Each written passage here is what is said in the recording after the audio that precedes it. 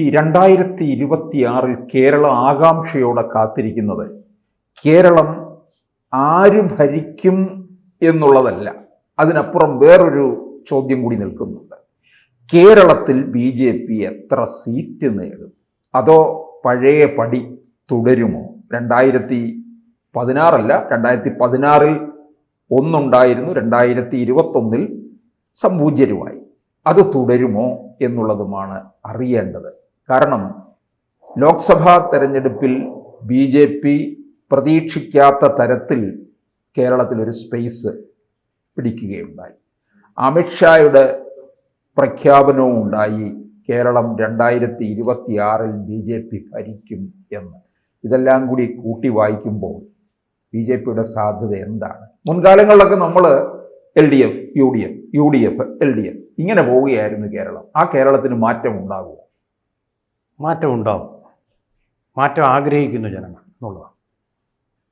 മാറ്റം ആഗ്രഹിക്കുന്നതിൻ്റെ ഫലമായിട്ട് ഇടതുമുന്നണിയും വലതുമുന്നണിയും അല്ലാത്ത മറ്റൊരു പാർട്ടി വരണമെന്നും ആഗ്രഹിക്കുന്നുണ്ട്. പക്ഷേ BJP അധികാരത്തിൽ വരുമെന്ന് അമിത്ഷാ പറഞ്ഞത് സത്യമാകാൻ സാധ്യതയില്ല.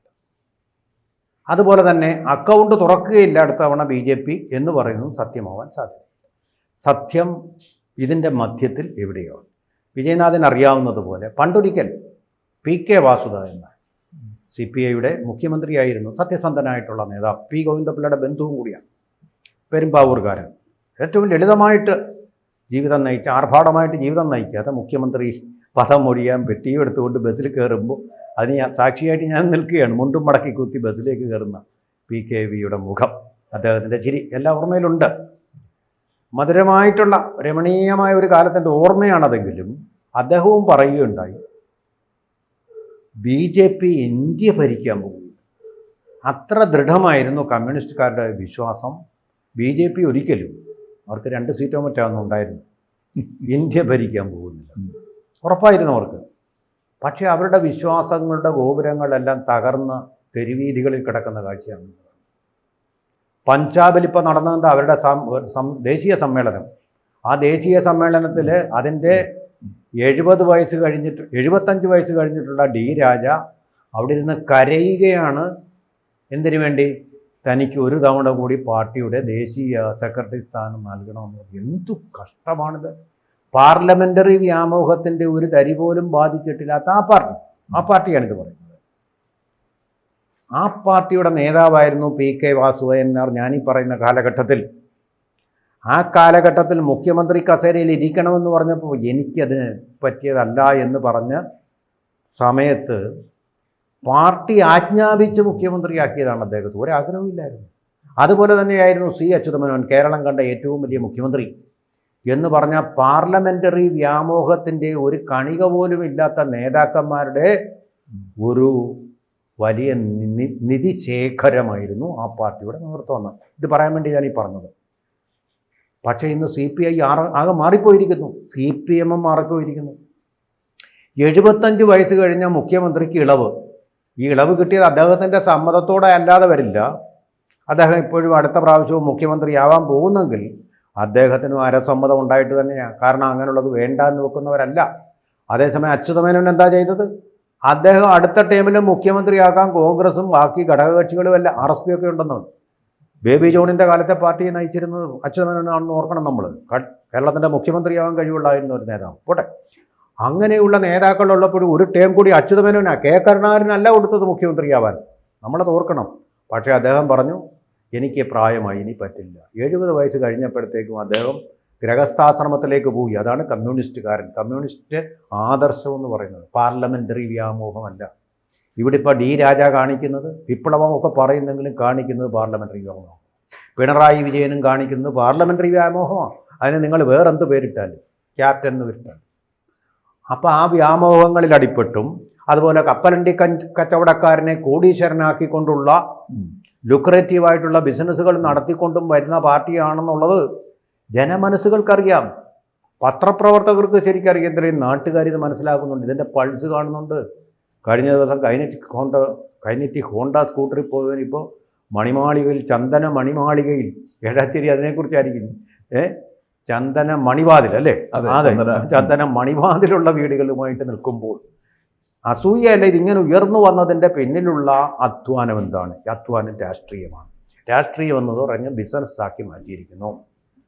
അതുപോലെ തന്നെ ഇപ്പം നമ്മളറിയാവുന്നത് EK നായനാർ, VS അച്യുതാനന്ദൻ, വ്യത്യസ്തമായ കാരണങ്ങൾ കൊണ്ട് നമ്മൾ സ്നേഹിച്ചു പോകുന്ന കമ്മ്യൂണിസ്റ്റ് നേതാക്കളാണ്. സംശയമൊന്നുമില്ല. പിണറായി വിജയൻ അങ്ങനെ ആരും സ്നേഹിച്ചു പോകുന്ന നേതാവല്ല. പക്ഷേ ഇവരെല്ലാം, ഈ പാർട്ടികളെല്ലാം ശുഷ്കമായിക്കൊണ്ടിരിക്കുന്നിടത്താണ് കേരളത്തിൽ BJP ഇടം പിടിച്ചു വരുന്നത്. ഇവർക്ക് പ്രധാനമായിട്ടും 3 ജില്ലകൾ നോട്ടമുണ്ട്: തിരുവനന്തപുരവും തൃശ്ശൂരും ആലപ്പുഴയും. ആരും പ്രതീക്ഷിച്ചില്ല സുരേഷ് ഗോപി വിജയിക്കുമെന്ന് തന്നെ. ഞാനും പ്രതീക്ഷിച്ചില്ല. ഇല്ല. 76,000 വോട്ടിൻ്റെ ഭൂരിപക്ഷമാണ് സുരേഷ് ഗോപി കിട്ടിയത്. ഗുരുവായൂർ മണ്ഡലം ഒഴികെ മറ്റാറിടങ്ങളിലും 1-ാം സ്ഥാനത്ത് തന്നെയാണ്. ഗുരുവായൂർ മാത്രമാണ് 2-ാം സ്ഥാനത്തായി പോയത്. അപ്പോൾ ശരിക്കും പറഞ്ഞു കഴിഞ്ഞാൽ ഇപ്പോൾ സുരേഷ് ഗോപി തന്നെ തൃശ്ശൂരിൽ നേതൃത്വം കൊടുക്കുന്നുണ്ട്. അവിടെ നിന്ന് ചില സീറ്റുകൾ നിയമസഭയിൽ എത്തിക്കാൻ വേണ്ടിയിട്ട്. അതുപോലെ തലസ്ഥാനത്ത് 3-4 സീറ്റുകളാണ്. തിരുവനന്തപുരം ജില്ലയിൽ നമുക്കറിയാം, രാജീവ് ചന്ദ്രശേഖർ ഇവിടെ കോൺഗ്രസിനോടൊപ്പം നിന്നു എന്നുള്ളതാണ്. വിജയത്തിൻ്റെ ഒരു ഘട്ടം വരെ എത്തി. ഇപ്പോൾ തിരുവനന്തപുരം ജില്ലയിൽ പ്രധാനമായിട്ടും വട്ടിയൂർക്കാവ്, നേമം, കഴക്കൂട്ടം, ആറ്റിങ്ങൽ, കാട്ടാക്കട മണ്ഡലങ്ങൾ BJP നോട്ടമിട്ടിരിക്കുന്നതാണ്. അതുപോലെ ആലപ്പുഴ ജില്ലയിലോട്ട് വന്നു കഴിഞ്ഞാലും ശോഭാ സുരേന്ദ്രൻ അവിടെ ഉണ്ടാക്കിയ ഒരു ചലനം വളരെ വലുതാണ്. അപ്പോൾ ഈ 3 ജില്ലകളിൽ നിന്നും പ്രധാനമായിട്ടും, പിന്നെ മറ്റ് ചിലയിടങ്ങളിൽ, കൊല്ലം ജില്ലയിൽ തന്നെ ചാത്തന്നൂര് 2021 2-ാം സ്ഥാനത്തായിരുന്നു. അതുപോലെ കാസർഗോഡ് ജില്ലയിലുമുണ്ട്. അങ്ങനെ പല ഇടങ്ങളിലായിട്ട് ഈ കണക്ക് വരികയാണെന്നുണ്ടെങ്കിൽ 11 ഇടങ്ങളിലാണ് BJP 2024 1-ാം സ്ഥാനത്തും 9 ഇടങ്ങളിൽ 2-ാം സ്ഥാനത്തുമാണ്. ഈ 20 ഇടങ്ങളിൽ കൂടുതൽ ശ്രദ്ധ കേന്ദ്രീകരിക്കുകയും ചെയ്യുന്നുണ്ട്. തീർച്ചയായിട്ടും ഇതിൽ പറയുമ്പോൾ 11 ഇടങ്ങളിൽ കിട്ടാൻ സാധ്യതയുണ്ടെന്ന് തന്നെയാണ് ഞാനും കരുതുന്നത്. 11 ഇടങ്ങളിൽ ചിലപ്പോൾ ചിലയിടങ്ങളിൽ 2-ാം സ്ഥാനത്തേക്ക് പോയിരിക്കാം, സാധ്യതയുണ്ട്. അത് പിന്നെ വരുന്നത് ചിലപ്പോൾ സിംഗിൾ ഡിജിറ്റിലായിരിക്കാം. അതായിരിക്കട്ടെ, എങ്കിലും അത് നേട്ടം തന്നെയാണ്. എന്തായാലും 0 ആയിരിക്കില്ല അക്കൗണ്ടിൽ എന്നുള്ള ഉറപ്പാണ്. ഇവിടെ ഇപ്പോൾ ഒരു കുഴപ്പമുണ്ട്. നമ്മളീ പറയുന്ന തിരുവനന്തപുരത്ത് ഒരു ട്രാജഡി സംഭവിച്ചിട്ടുണ്ട്. തിരുമല അനിലിൻ്റെ മരണം വളരെ ആകസ്മികമായ BJP കൗൺസിൽ. അതെ, കൗൺസിലർ. കോർപ്പറേഷനിലെ ഡെപ്യൂട്ടി സ്പീക്കറാണ്. പിന്നെ അദ്ദേഹം ജില്ലാ ജനറൽ സെക്രട്ടറിയാണ് BJPയുടെ. അതുപോലെ നമ്മൾ നേരത്തെ BJPക്ക് ഒരു സീറ്റ് കിട്ടിയിരുന്നു നേമത്ത്, O രാജഗോപാൽ. ആ സീറ്റ് അവിടെ അദ്ദേഹത്തെ ജയിപ്പിച്ചെടുക്കുന്നതിൽ വളരെ പ്രധാനപ്പെട്ട പങ്കുവഹിച്ച വിജയശില്പികളിൽ ഒരാളാണ് അദ്ദേഹം. തൃക്കണ്ണാപുരത്തൊക്കെ വളരെ പോപ്പുലറായിട്ടുള്ളൊരു നേതാവായി, തിരുമലയിൽ ഉൾപ്പെടെ. അതാണ് 2 തവണയായിട്ട് അദ്ദേഹം ജയിച്ചു. അങ്ങനെ ഒരു പോപ്പുലറായ നേതാവ് വളരെ പെട്ടെന്ന് മരിച്ചത് ഒരു ഫാം സഹകരണ സംഘത്തിൻ്റെ പ്രസിഡൻ്റായിരിക്കുകയാണ്. ശരിക്കും വ്യവസ്ഥാപിതമല്ലാത്ത രീതിയിൽ കടം കൊടുത്തവരിലേറെയും BJPക്കാരാണെന്ന് പറയുന്നത് എനിക്കറിയില്ല. കാരണം തിരുവനന്തപുരത്ത് കൂടുതലുള്ളത് BJPക്കാരെ, ഇപ്പോൾ കോൺഗ്രസ്സുകാരേക്കാൾ ആയിരിക്കാം. ആ പണം തിരിച്ചു കൊടുക്കാതെ വന്ന പ്രതിസന്ധി അദ്ദേഹത്തെ മരണത്തിലേക്ക് നയിച്ചു. അപ്പോൾ ഇവിടെ സാധാരണഗതിയിൽ സുരേഷ് ഗോപിയെ പോലെ സംസാരിക്കാത്ത, പക്വതയോടുകൂടി സംസാരിക്കുന്ന രാജീവ് ചന്ദ്രശേഖർ ഒരു കൈരളി ചാനലിൻ്റെ ഒരു പ്രതിനിധിയോട് ക്ഷുഭിതയായി സംസാരിച്ചു. നീ അവിടെ നിന്നാൽ മതി, നീ ഒന്നും മിണ്ടണ്ട, ഇത്രേ പറഞ്ഞുള്ളൂ. അത് വലിയൊരു വിഷയമാക്കി പല ദിവസങ്ങളിലെ ചർച്ചയാക്കി. അദ്ദേഹം ചിതയടക്കുന്നതിന് മുമ്പ് തന്നെ ആ ചർച്ച അങ്ങ് ഘോരം. തിരുവനന്തപുരം കൗൺസിലിന് വേണ്ടിയിട്ടുള്ളൊരു ശ്രമമായിരിക്കും അത്.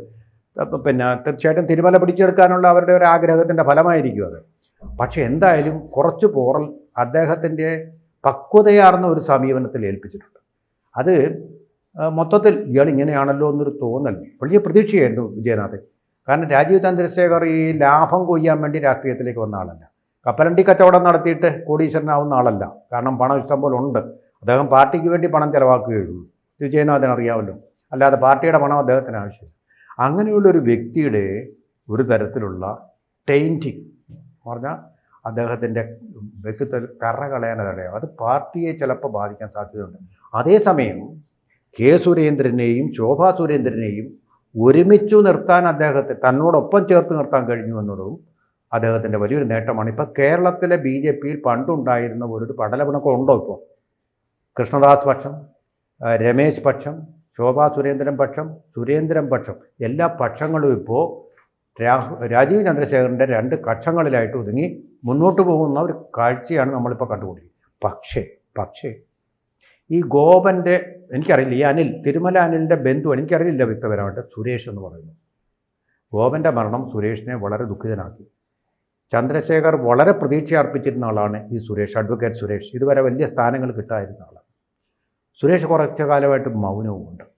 അപ്പോൾ ഇതെല്ലാം കൂടി പാർട്ടിയുടെ ഒരു പ്രോസ്പെക്റ്റിനെ കുറഞ്ഞ തോതിലെങ്കിലും അവരുടെ ഏറ്റവും വലിയ ശക്തി ദുർഗമായ തിരുവനന്തപുരത്ത് ബാധിക്കാൻ സാധ്യതയുണ്ട് എന്നതുകൊണ്ട് 11-നപ്പുറം പോയില്ലെന്ന് മാത്രമല്ല, അത് ചിലപ്പോൾ ഒരു പക്ഷേ അടുത്ത തെരഞ്ഞെടുപ്പിൽ 10-ന് താഴേക്ക് വരാനും സാധ്യതയുണ്ട്.